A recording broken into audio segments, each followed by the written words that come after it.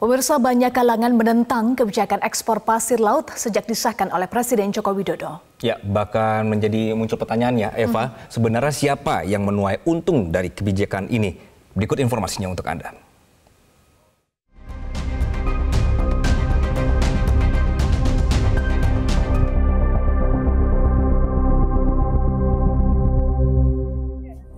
Pemirsa, saat ini saya berada di salah satu pantai reklamasi yang ada di Jakarta Utara. Meskipun ini pantai reklamasi, namun di sini sangat indah karena dipenuhi dengan pasir putih.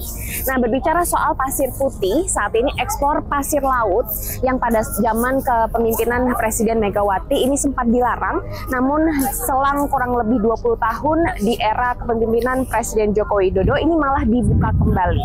Nah, ini adalah contoh pasir yang nantinya akan diekspor oleh pemerintah ke salah satu negara, misalnya negara Singapura, yang pada zaman dulu ini negara Singapura sempat diuntungkan dari adanya ekspor ini hingga negaranya bisa diperluas.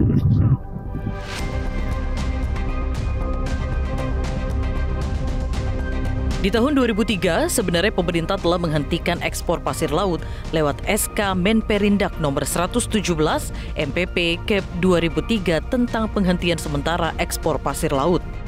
Alasannya, guna mencegah kerusakan lingkungan berupa tenggelamnya pulau-pulau kecil di tanah air. Di tahun 2007, pemerintah kembali mengkonfirmasi larangan tersebut sebagai upaya melawan pengiriman ilegal. Larangan ekspor pasir laut menjadi pemicu perselisihan Indonesia dan Singapura. Di tahun itu, Singapura menuduh Jakarta menggunakan larangan tersebut sebagai tekanan dalam negosiasi perjanjian ekstradisi. Karena faktanya, Indonesia menjadi pemasok utama pasir laut untuk proyek perluasan lahan di Singapura.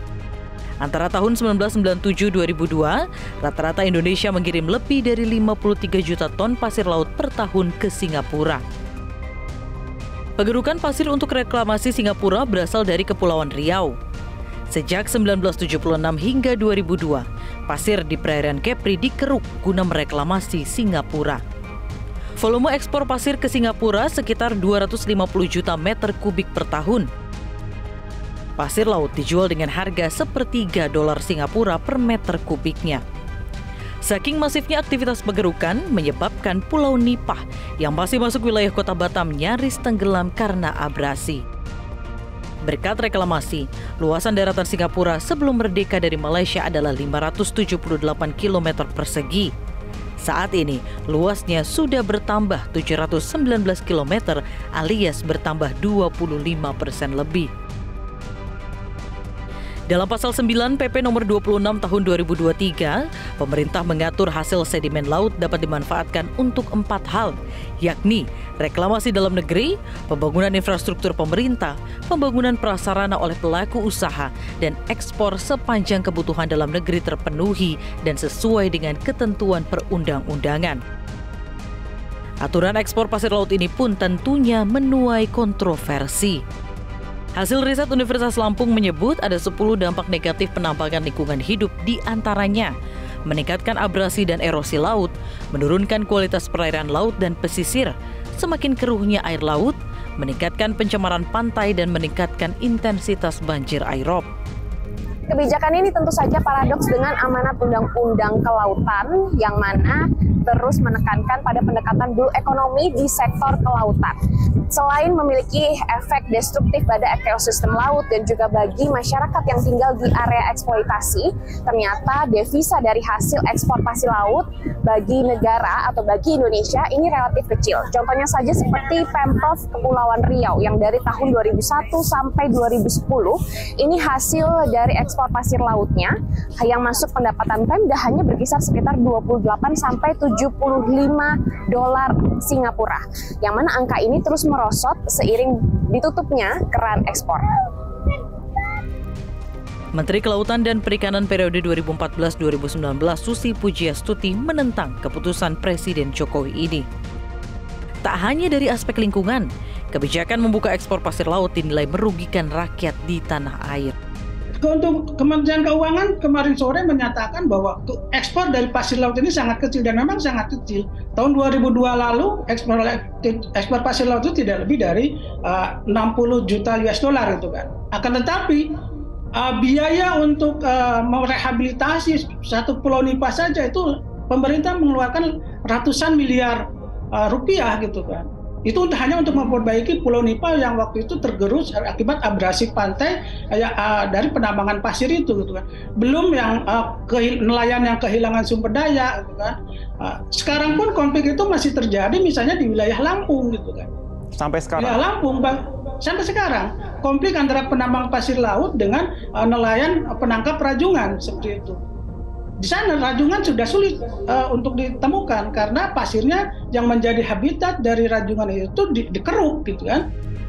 Direktur Eksekutif Nasional Walhi, Zenzi Suhadi mengatakan program ini bukan hanya menjual pasir, tapi menjual tanah air. Karena penjualan pasir laut akan menyebabkan penyusutan wilayah tanah air.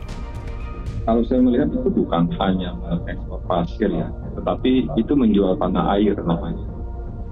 Karena dari proses ekspor pasir ini, garis seluas pulau Indonesia itu akan semakin menyusut. Sedangkan negara-negara tetangga, China itu akan semakin meluas. Dalam masalah ini, inilah yang jual tanah air. Kalau dibilang tidak akan ada dampak lingkungan, saya itu yang menyampaikan tidak akan ada dampak lingkungan, itu mesti segera bangun dari mimpinya. Hanya dalam mimpi mengekspor pasir itu tidak akan dampak terhadap lingkungan.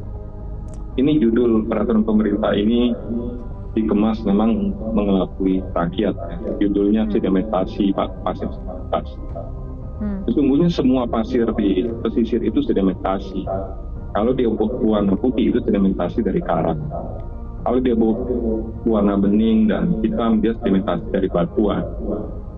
Nah, kalau kita pemerintah mau menghentikan sedimentasi lumpur di Indonesia, bukan dengan cara diekspor, tetapi tegakkan hukum terhadap perusahaan sawit dan tambang di hulu sungai yang menyebabkan erosi dan kemudian sedimentasi di daerah muara dan ya.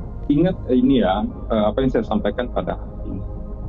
Kita harus belajar dengan Palestina yang menghadapi Israel. Israel itu dimulai dari satu titik. Indonesia juga akan begitu.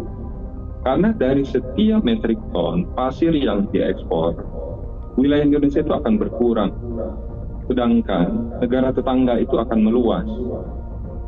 Bukan hanya satu titik di Indonesia itu yang akan berkurang. Bukan hanya Kepulauan Riau dan Riau, tapi pulau-pulau lain itu akan diincar. Karena ketika dibuka keran ekspor itu, maka para broker tambang, para pemain tambang di pasir ini semuanya akan bergerak dan itu tidak akan terkendali. Saya mau mengingatkan Bapak Presiden ya, tanpa mengurangi rasa hormat saya kepada kepala negara. Hentikanlah kebodohan ini. Ini keputusan yang salah dan keliru, membahayakan tanah air, membahayakan bangsa ini di masa depan. Di tengah komentar negatif itu, pemerintah tetap pada pendiriannya. Menko Bidang Kemaritiman dan Investasi Luhut Binsar Panjaitan berdalih kebijakan terbaru ini tidak akan merusak lingkungan, namun memberi manfaat kegiatan ekonomi industri khususnya pendalaman alur laut. Menteri ESDM mengklaim pemerintah akan melakukan pengerukan terhadap sedimentasi pasir di sejumlah titik yang mengalami penumpukan, diantaranya dekat jalur Malak hingga perbatasan antara Batam dan Singapura. Arifin beralasan sedimen ini perlu dikeruk dan diekspor karena jika tidak, maka akan berakibat pada terjadinya pendangkalan dan membahayakan jalur laut. Supaya bisa menjaga alur pelayaran, maka itu di dalam laut. Nah itulah yang sedimen itulah yang lebih bagus dilempar keluar daripada ditaruh di laut juga kan. Berarti nggak ada masalah dari SDM, nggak ada masalah? Ya, karena sedimen itu dipakai untuk sedimen itu kan bikin pendangkalan alur pelayaran, ya kan membahayakan alur pelayaran, bisa kandas kalau. Pak, ada datanya nggak sih Pak, itu di berapa titik Pak yang sedimennya terlalu banyak? Nah, terutama ya di channel yang dekat lintas pelayaran yang masif. depan Malaka sampai street antara Batam Singapura. Keuntungan jangka pendek memang tidak sebanding dengan kerugian ataupun masalah yang akan datang. Misalnya seperti ancaman abrasi, kemudian tenggelamnya pulau, kekeruhan, hingga terganggunya ekosistem dan juga biodiversity serta potensi konflik terhadap masyarakat yang tinggal di area sekitar eksploitasi. Nah, sekian banyak mudarat dari kebijakan ini, mengapa pemerintah masih meneruskannya?